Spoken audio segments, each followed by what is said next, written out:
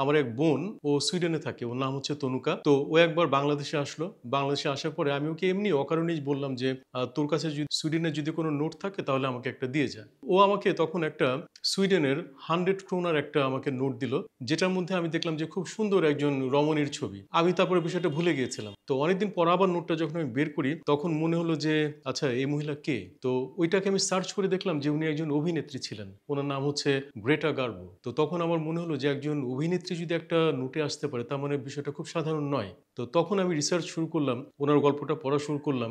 গল্পটা খুব ফ্যাসিনেটিং ছিল। তো তখন মনে হলো যে এরকম বিষয়ে একটা কিছু করা যায়, কিন্তু বই যে বের করে ফেলবো আমি তা কিন্তু ভাবিনি। এটা গত 2 বছর আগের ঘটনা। তো তখন আমি ভেবেছিলাম যে আমি, যেহেতু আমি জাতীয় দৈনিকগুলোতে লিখি, তাই আমি ভেবেছিলাম যে আমি ছোট ছোট করে কিছু কিছু গল্প লিখবো। তো এই গল্পগুলো যখন আমি লিখছিলাম, লিখতে লিখতে দেখি যে আসলে এরকম একজন দুজন নয়, অনেকে আছে। অন্তত ৬০ থেকে ৭০ জন হবে। তো আমার যে সম্প্রতি যে বইটা বের হয়েছে, বিশ্বমুদ্রায় নারীর প্রতিকৃতি, এখানে আমি টোটাল ৪১টা গল্প আমি এনেছি। আমি এটার একটা দ্বিতীয় পর্ব বের করব, যেখানে আমি বাকি জনদের গল্প আমি বলবো। তো আমার এই শুরুটা মূলত এভাবেই, ওই একটা নোট দেখেই।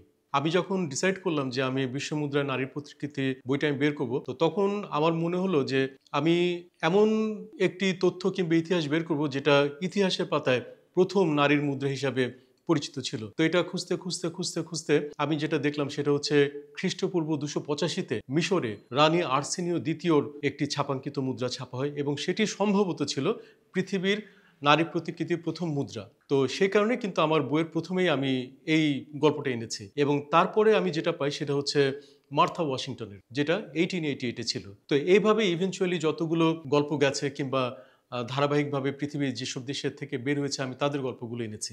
উনি একমাত্র নারী প্রতিকৃতি যিনি ৩৩টা দেশের মুদ্রায় আছেন, এবং শুধু তাই না, ওনার ৫টি বয়সের মুদ্রার ছবি কিন্তু ছাপা আছে, একদম শিশুকাল থেকে উনি মারা যাওয়ার কিছুটা আগ পর্যন্ত।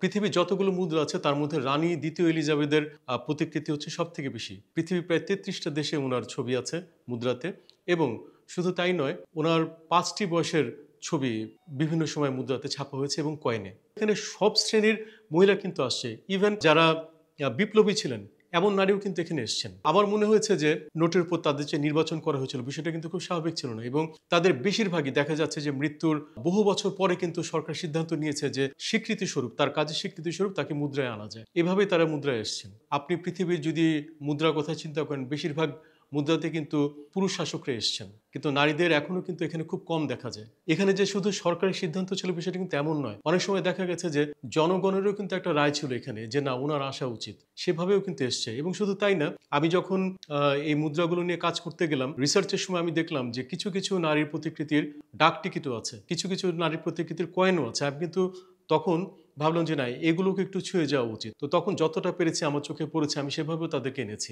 শুধু তাই না, দেখা যাচ্ছে যে সার্কুলেটেড কয়েন, সার্কুলেটেড ডাক টিকিটের পাশাপাশি স্মারক মুদ্রা, স্মারক ডাক টিকিটও কিন্তু তারা এসছে। অর্থাৎ একজন নারীকে যখন সেই সরকার কিংবা জনগণ সম্মানিত করেছে, তাকে কিন্তু পুরোভাবে কিন্তু করেছে।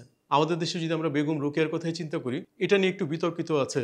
যেমন অনেকে বলে যে উনি ওনার জীবন গড়ার পিছনে তেমন কোনো ভূমিকা নেই, ওনার স্বামী ওনাকে সাহায্য করেছিলেন, কিন্তু মূল কাজটা তো উনিই করেছিলেন। এই যে নারী শিক্ষা জাগরণ, সে সময় একজন সাধারণ মহিলা হিসেবে উনি যা করেছিলেন, তো উনি আসতেই পারতেন। আমাদের দেশে সুফিয়া কামাল ছিলেন, উনিও অনেক আন্দোলনের সাথে জড়িত ছিলেন, আসতেই পারতেন। ইন্দোনেশিয়ার যার গল্পটা আমি করেছি, উনি হচ্ছেন রাদেন আর্জেন কার্তিনি। ওনার জীবনটা কিন্তু খুব স্বাভাবিক ছিল না।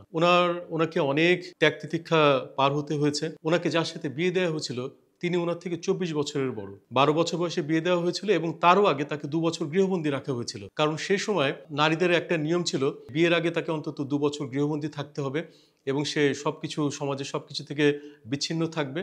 এবং সে সময় আরও একটা বিষয় খুব প্রচলিত ছিল, সেটা হচ্ছে পলিগামি। অর্থাৎ একজন পুরুষের কতগুলো বিয়ে আছে তার উপর তার স্ট্যাটাসটাকে নির্ভর করা হতো। তো সেদিক থেকে চিন্তা করলে তার জীবনটা আসলে খুব দুর্বিষহ ছিল, কারণ উনি যখন সন্তান প্রসব করেন তার ঠিক ৪ দিনের মাথাতে তার সন্তানটা মারা যায়। এবং এত কিছুর মধ্যেও সে কিন্তু তার লেখাপড়া চালিয়ে গেছে, এবং নারী শিক্ষা আন্দোলনে তার একটা বিশাল একটা ভূমিকা ছিল।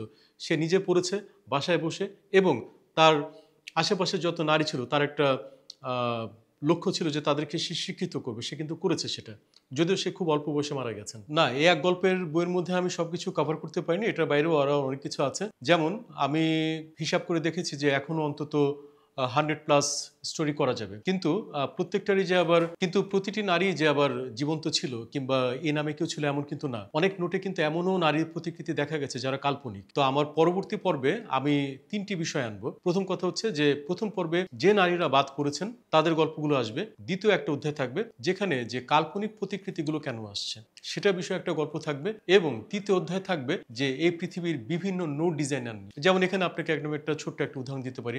স্বাধীনতার পরপরে কিন্তু আমাদের দেশে একটা নোট বের হয়েছিল, 1 টাকার নোট, যেখানে দেখা যাচ্ছে যে একজন নারী ঢেকিতে ধান বাচ্ছে, একটা লাঠি দিয়ে কিংবা ঢেকিতে যেভাবে ইয়ে করে।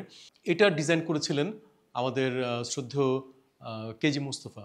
বাংলাদেশের অনেক নোটের ভালো ভালো ডিজাইনার কিন্তু কেজি মুস্তফা। তো ওই নারীটা কিন্তু কাল্পনিক ছিল। তো আমার সে গল্পের মধ্যে কিন্তু সেই গল্পটাও আসবে।